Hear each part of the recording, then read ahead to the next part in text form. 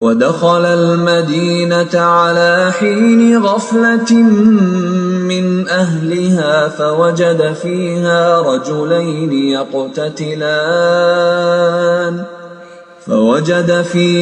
رجلين يقتتلان هذا من شيعته وهذا من عدوه فاستغاثه الذي من شيعته على الذي من عدوه فوكزه موسى فقضى عليه قال هذا من عمل الشيطان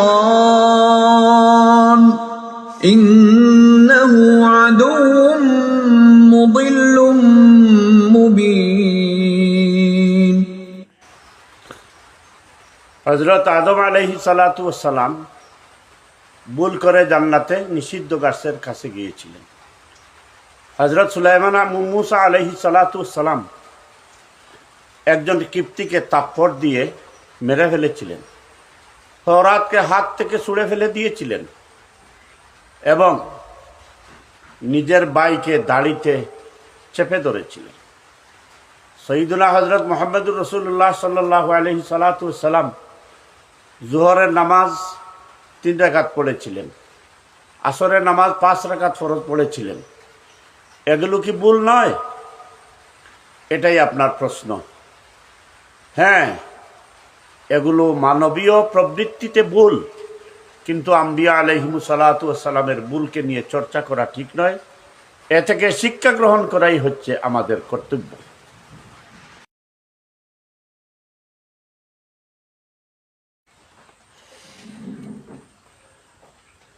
نحمده ونصلي على رسوله الكريم أما بعد فأعوذ بالله من الشيطان الرجيم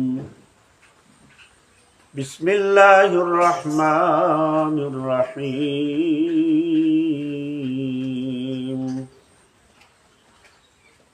قل هل يستوي الذين يعلمون والذين لا يعلمون وقال تعالى فاسألوا أهل الذكر إن كنتم لا تعلمون صدق الله العظيم وصدق رسوله النبي الكريم ونحن على ذلك من الشاهدين والشاكرين والحمد لله رب العالمين আসসালামু আলাইকুম ওয়া রাহমাতুল্লাহি ওয়া বারাকাতুহু। সম্মানিত দর্শক শ্রোতা মণ্ডলী, আজকে জিজ্ঞাসার জবাব অনুষ্ঠানে যে কয়েকটি গুরুত্বপূর্ণ প্রশ্ন এসেছে, এর জবাব আমি আপনাদের সামনে উপস্থাপন করছি। আমার এক ভাই প্রশ্ন করেছেন, হযরত আদম আলা নবীনা আলাইহিস সালাতু ওয়াস সালাম জান্নাতে নিষিদ্ধ গাছের কাছে গিয়েছিলেন, নিষিদ্ধ ফল খেয়েছিলেন। এটা কোরআনে কারীমের মধ্যে আছে। হযরত মুসা আলাইহিস সালাতু ওয়াস সালাম একজন লোককে তাপ্পড় মেরে হত্যা করেছিলেন। হযরত মুসা আলাইহিস সালাতু ওয়াস সালাম তাওরাত কিতাব হাত থেকে ছুঁড়ে ফেলে দিয়েছিলেন। তার নিজের ভাই নবী হারুন আলাইহিস সালাতু ওয়াস সালামকে দাড়িতে ধরে টেনেছিলেন। এগুলো কি নবীদের ভুল নয়? হযরত মুহাম্মদুর রাসূলুল্লাহ সাল্লাল্লাহু আলাইহি সাল্লাম একদিন 4 রাকাত জোহরের ফরজ 3 রাকাত পড়েছিলেন, আসরের 4 রাকাত ফরজ 5 রাকাত পড়েছিলেন। এগুলো কি ভুল নয়? তাহলে আম্বিয়া আলাইহিমুস সালাতু ওয়াস সালাম কিভাবে ভুলের ঊর্ধ্বে হলেন?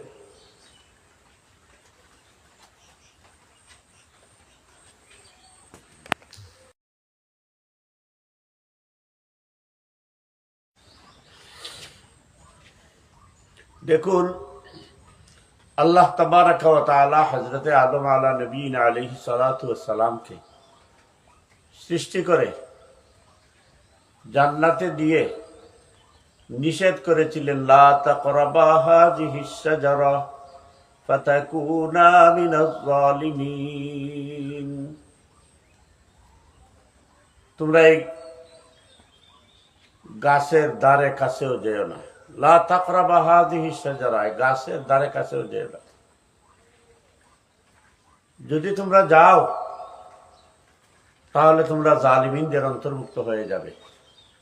এটা আল্লাহ রাব্বুল আলামিনের নিষেধাজ্ঞা ছিল, কিন্তু আল্লাহ রাব্বুল আলামিন তো আদম আলাইহিস সালাতু ওয়াস সালামকে জান্নাতে রাখার জন্য সৃষ্টি করেননি। ফেরেশতাদেরকে বলেছিলেন, ইন্নী জাইলুন ফিল আরদি খলিফা, আমি জমিনের মধ্যে আমার প্রতিনিধি সৃষ্টি করতে যাচ্ছি, প্রেরণ করতে যাচ্ছি।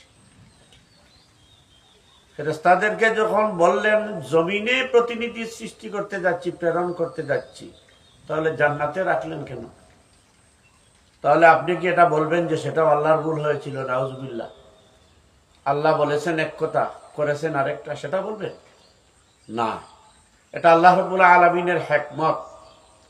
আল্লাহ জান্নাতে দিয়ে একটা ওসিলা তৈরি করে রেখেছেন এবং বলেছেন, লা তাকরাবা হাযিহিস শাজারা, তোমরা এই গাছের দ্বারে কাছেও যেও না।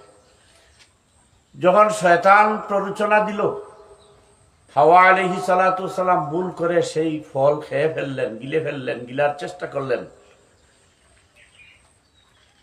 আল্লাহ রাব্বুল আলামিন তখন আদম আলাইহিস সালাতু ওয়াস সালাম এবং হাওয়া আলাইহিস সালাতু ওয়াস সালামকে দুনিয়াতে প্রেরণ করে দিলেন।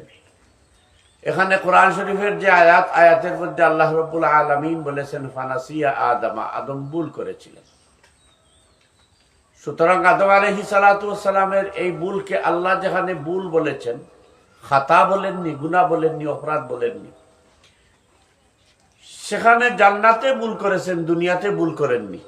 এই ধরনের মারপেচ কিছু পেচালু আলিমদের জন্য মানায়, অতিভক্তি আলেমদের মানায়, যারা নিজেদের প্রচারের জন্য কোরআনের তাফসীর করতে গিয়ে বিভ্রান্তি ছড়ান। সুতরাং তিনি কি বলেছেন সেটা আমাদের দর্তব্য বিষয় নয়। আদম আলাইহিস সালাতু ওয়াস সালাম ভুলে গিয়েছিলেন, আল্লাহর এই নিষেধাজ্ঞাটা ভুলে গিয়েছিলেন। এই ভুলটার কথা আল্লাহ কোরআন শরীফে বলেছেন। অনুরূপভাবে হযরতে মূসা আলাইহিস সালাতু ওয়াস সালাম একজন কিবতীকে হত্যা করেছিলেন, তওরাত হাত থেকে ছুঁড়ে ফেলে দিয়েছিলেন, নিজের ভাইয়ের দাড়ি চেপে ধরেছিলেন। এইসব হচ্ছে আল্লাহ রাব্বুল আলামিনের হিকমত এবং আম্বিয়া আলাইহিস সালাতু ওয়াস সালামের মানবীয় প্রবৃত্তির ভুল। এটা আমাদের দৃষ্টিতে ভুল, খাতা নয়। কিন্তু মনে রাখতে হবে, আম্বিয়া আলাইহিস সালাতু ওয়াস সালামের কোনো ভুল নিয়ে চর্চা করা আমাদের কাজ নয়। আমাদের কাজ হচ্ছে, আল্লাহ রাব্বুল আলামিন বলেছেন, আমিনু, তোমরা ঈমান গ্রহণ করো, আমানার রাসূল, তোমরা রাসূলের প্রতি ঈমান আনো। এই ঈমান আনাটা হচ্ছে আল্লাহর নির্দেশ আমাদের প্রতি। আমাদের কাজ হলো আল্লাহর রাসূলের প্রতি, আম্বিয়া আলাইহিস সালাতু ওয়াস সালামের প্রতি ঈমান গ্রহণ করা। নবীদের ভুল নিয়ে ভুল চর্চা করা আমাদের উদ্দেশ্য নয়, আমাদের কাজ নয়।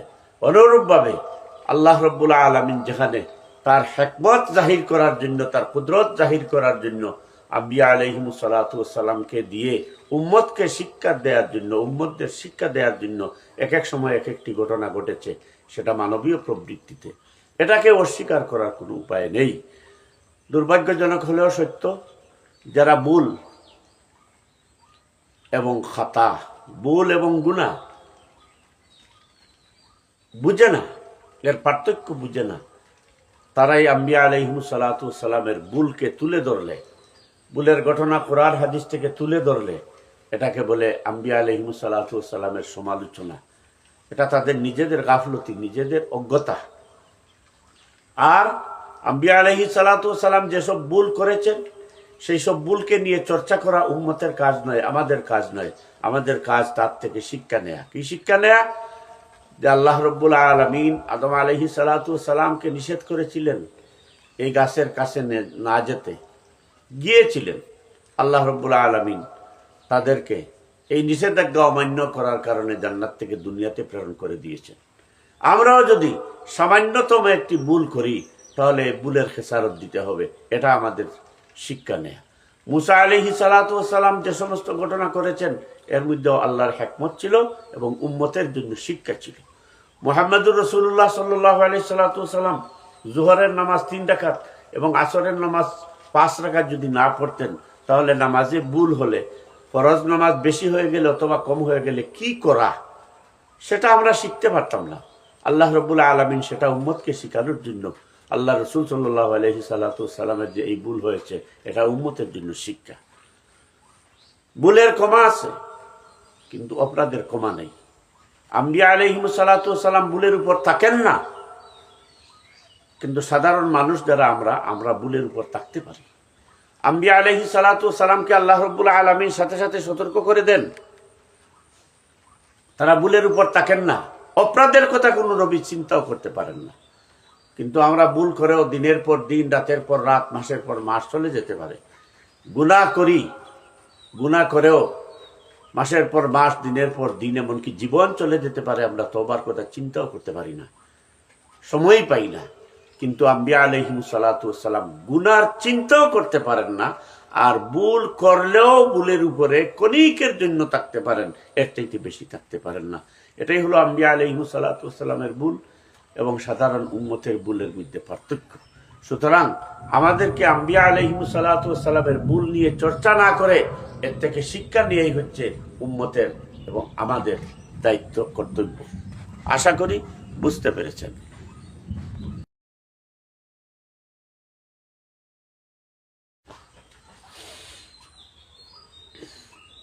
আমার আরেক ভাই প্রশ্ন করেছেন, মৌলানা নুরুল ইসলাম অলিপুরি সাহেব হামেশাই হিংসাত্মক কথাবার্তা বলেন, উম্মতের মধ্যে বিভাজন সৃষ্টি করেন, ফিতনা সৃষ্টি করেন, সুতরাং তার ওয়াজ শোনা জায়েজ আছে কি না? দেখুন, আল্লাহ তাবারক ওয়া তাআলা কোরআনে কারীমের মধ্যে ইরশাদ ফরমায়েছেন, আতা'মুরুনান নাসা বিল বিররি ওয়া তানসাউনা আনফুসাকুম ওয়া আনতুম তাতলুনাল কিতাব আফালা তাকিলুন। আল্লাহ রাব্বুল আলামিন বলতেছেন, আতা'মুরুনান নাসা বিল বির, তোমরা মানুষদেরকে সৎ কাজের উপদেশ দাও, ভালো কাজ করার উপদেশ দাও, ওয়া তানসাউনা আনফুসাকুম, কিন্তু তোমরা নিজেরা নিজেদেরকে ভুলে যাও, নিজেদের কথা ভুলে যাও। অন্যদের সংশোধনীর কথা বলো কিন্তু নিজেদের সংশোধনীর কথা ভুলে যাও। ওয়া আনতুম তাতলুনাল কিতাব, অথচ তোমরা কোরআন তিলাওয়াত করো। আফালা তাকিলুন, তোমাদের কি বুদ্ধি হবে না? এর দ্বারা এটা সুস্পষ্ট প্রমাণিত হয় নির্বুদ্ধ যারা তারা কি করে? অন্যকে সৎ উপদেশ দেয়, অন্যকে সৎ কাজের আদেশ দেয়, অসৎ কাজ থেকে ফিরে থাকার জন্য নিষেধ করে, বারণ করে, কিন্তু নিজেরা নিজেদের সংশোধনের জন্য সৎ কাজ করে না, অসৎ কাজ থেকে বিরত থাকতে পারে না। আরেক আয়াতে আল্লাহ রাব্বুল আলামিন বলেছেন, লিমা তাকুলুনা মা লা তাফআলুন, তোমরা যেটা করো না, তোমরা যে আমল করো না, এই আমল করার কথা অন্যকে কেন বলো? তোমরা মানুষকে উদ্বুদ্ধ করো ভালো কাজের দিকে অথবা মন্দ কাজের দিকে, কিন্তু তোমরা সেটা করো না, এটা কেমন হবে? লিমা তাকুলুনা মা লা তাফআলুন, তোমরা যেটা করো না সেটা কেন করো? এই দুইটি আয়াতকে সামনে রেখে একথা বলা যায়, যারা নিজেরা অন্যদেরকে খারাপ কাজের দিকে অথবা মন্দ কাজের দিকে উদ্বুদ্ধ করে কিন্তু তারা সেটা করে না, তারা এর ফল পাবে, এর পরিণাম ভোগ করবে। অলিপুরি সাহেব হন আর যে কেউই হন, যদি অন্যর তরে শুধু নসিহত খয়রাত করেন কিন্তু নিজেরা এর উপর আমল করেন না, এর পরিণাম তাদেরকে ভোগ করতে হবে। এজন্য আমাদেরকে আমাদের শ্রোতাদেরকে দায়ী করতে হবে না, দায়ী করা হবে না, জবাবদেহি করতে হবে না। সুতরাং দিনী কথাবার্তা, কোরআনের কথাবার্তা যদি কেউ বলেন তাহলে তিনি কে সেটা দেখার বিষয় নয়, তিনি কি বলতেছেন, তিনি কার কথা বলতেছেন, সেটা আমাদের দেখা দরকার। এই হিসাবে ওয়াজ শোনা জায়েজ আছে। কিন্তু যেসব কথাবার্তার দ্বারা মানুষের মধ্যে বিভাজন সৃষ্টি হয়, ফিতনার সৃষ্টি হয়, এইসব কথাবার্তা বলা থেকে এবং এইসব কথাবার্তা শোনার থেকেও বিরত থাকা কর্তব্য। আশা করি বুঝতে পেরেছি।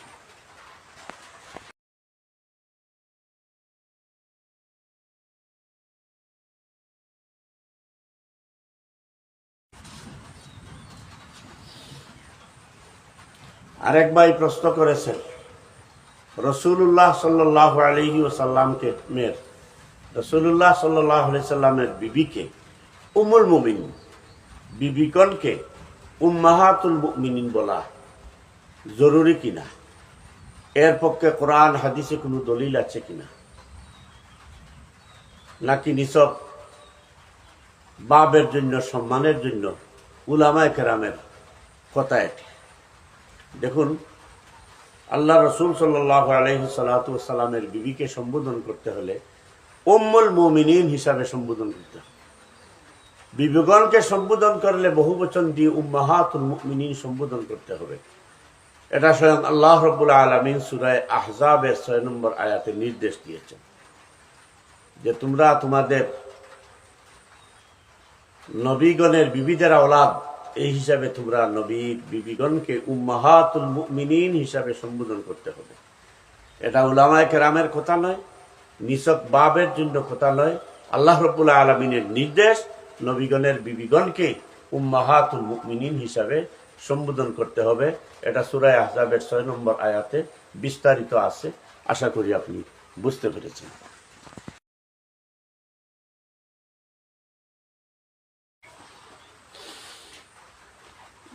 আরেক ভাই প্রশ্ন করেছেন, জিজ্ঞাসা করেছেন, মওদুদি জামাতের সাথে সম্পৃক্ত হওয়া, তাদের সাথে নির্বাচনী জোট করা জায়েজ হবে কি না? সম্মানিত দর্শক শ্রোতা মণ্ডলী, আমার এই যে ভাই প্রশ্ন করেছেন, মওদুদিবাদী জামাতের সাথে সম্পৃক্ত হওয়া, তাদের সাথে নির্বাচনী জোট করা জায়েজ কিনা? প্রথমত, আমরা কোরআন, হাদিস, কিতাব, ইতিহাসে বিশ্বের কোথাও মওদুদিবাদের কোনো অস্তিত্ব পাইনি। মওদুদিবাদ নামে কোনো মতবাদের অস্তিত্ব আল্লাহর জমিনে নেই। যারা মওদুদিবাদ বলে একটি মতবাদের সৃষ্টি করেছেন, এটা মিথ্যা, এটা ভুয়া।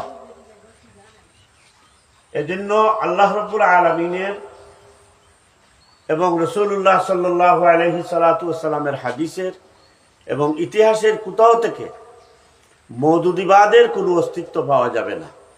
যারা মওদুদিবাদ নামে কোনো মতবাদের কথা বলেন, এরা নিরেট মিথ্যা কথা বলেন, এটা নিছক দিহাদ মিথ্যা কথা বলেন। এটা উম্মতকে বিভাজনের জন্য, উম্মার মধ্যে ফিতনা ছড়ানোর জন্য বলে থাকেন। মওদুদিবাদের অস্তিত্ব দুনিয়ার কোথাও নেই।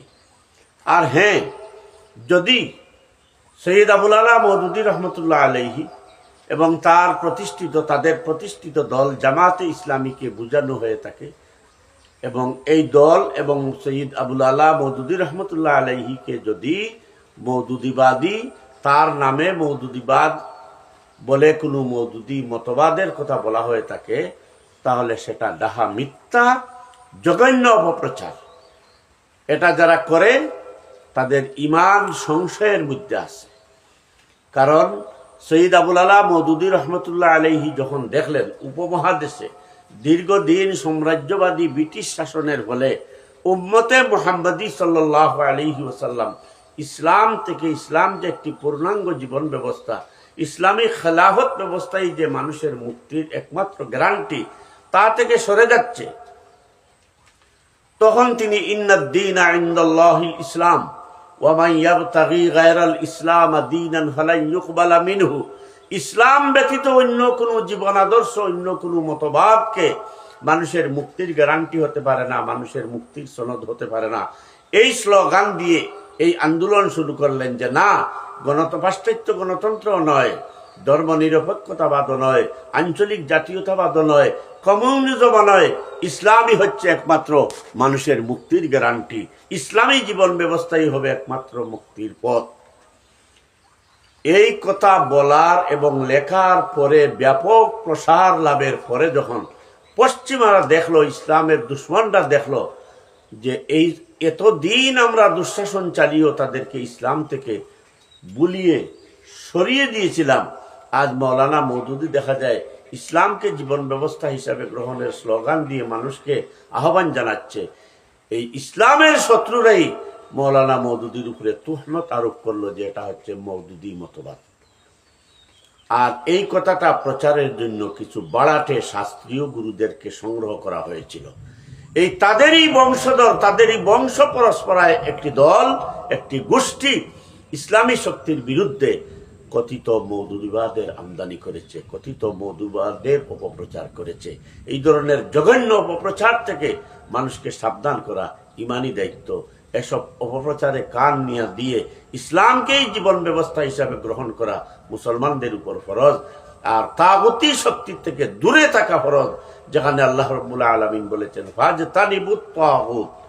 এই তাগুত থেকে দূরে রেখে ইসলামী জীবন ব্যবস্থাকে গ্রহণ করার জন্য মওদুদি রহমতুল্লাহ আলাইহি যে আহ্বান জানিয়েছিলেন, সেই আহ্বানকে যারা মওদুদিবাদ, মওদুদি মতবাদ, গুমরা মতবাদ বলে, এরাও ইসলামের দুশ্মন, এরা ইহুদিবাদের দালাল, পাশ্চাত্য ইসলামী শত্রুদের দালাল এরা।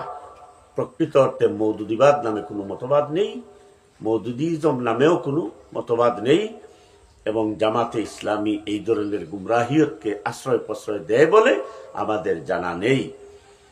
কারণ জামাতে ইসলামের সাথে আমাদের আকাবিরে দেওবন্দ, আমাদের আকাবির ও আসলাফ যারা অতিবাহিত হয়ে গেছেন, তারা জামাতে ইসলামকে সঙ্গে নিয়ে প্রতিষ্ঠা লগ্ন থেকে আন্দোলন সংগ্রাম করেছেন, এখনো করছেন। সুতরাং এই দলের সাথে জোট করা, জামাতবদ্ধ হওয়া, নির্বাচনী জোট করা, এর বিরুদ্ধে যারা অপপ্রচার করে তারাই হচ্ছে তাগুতের আসল পা চাটা গুলাম। তাগুতের পা চাটা গুলামেরাই কেবল একটি কথিত মওদুদিবাদের আবিষ্কার এবং মওদুদিবাদের অপপ্রচার করতে পারে। আশা করি বুঝতে পেরেছি।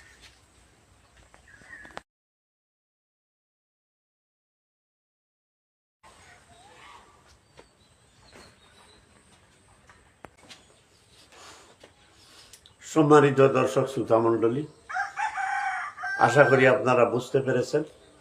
আজকের যে প্রশ্নগুলোর, জিজ্ঞাসাগুলোর জবাব দিলাম, এটা সুস্পষ্ট প্রমাণিত হলো যে আম্বিয়া আলাইহিমুস সালাতু ওয়াস সালাম নিষ্পাপ, মানবীয় প্রবৃত্তিতে উম্মতকে শিক্ষা দেওয়ার জন্য আল্লাহর হিকমত হিসাবে যে সমস্ত ভুল হয়েছে, এটা ভুল নয়, এটা উম্মতের জন্য শিক্ষা এবং আল্লাহর হিকমতের বহিঃপ্রকাশ। এটাকে ভুল হিসাবে চর্চা করা উম্মতের ঈমান বিধ্বংসের কারণ হতে পারে। দ্বিতীয়ত, যারা ওয়াজ করেন কিন্তু নিজেরা আমল করেন না, যারা অন্যদের সৎপথে উদ্বুদ্ধ করেন নিজেরা সেটার উপরে আমল করেন না, এই ধরনের ওয়াজের দ্বারে কাছে না যাওয়াই ভালো। কিন্তু যে সমস্ত কথাবার্তা উম্মার মধ্যে বিভ্রান্তি, ফিতনা ফসাদ সৃষ্টি করে, এগুলা না শোনা এবং এগুলার থেকে পরহেজ থাকাই উত্তম, তিনি যেই হন। তৃতীয়ত, মওদুদিবাদ বলতে কোনো মতবাদ আল্লাহর জমিনে নেই। যারা এটা অপপ্রচার করেন তারা না বুঝে ইহুদিবাদীদের বাক্য, ইহুদিবাদীদের অপপ্রচারকেই অপপ্রচার করে থাকেন। এ থেকে আমাদেরকে বিরত থাকতে হবে। আল্লাহ রাব্বুল আলামিন আমাদেরকে তৌফিক দান করুন, সঠিক পথে চলার তৌফিক দান করুন। আগামী পর্বের আগাম আমন্ত্রণ জানিয়ে, যদি আল্লাহ রাব্বুল আলামিন হায়াতে বাঁচিয়ে রাখেন, তাহলে আগামী পর্ব জিজ্ঞাসার জবাব শোনার আমন্ত্রণ জানিয়ে আজকের মতো এখানেই বিদায় নিচ্ছি। আসসালামু আলাইকুম ওয়া রাহমাতুল্লাহি ওয়া বারাকাতুহু।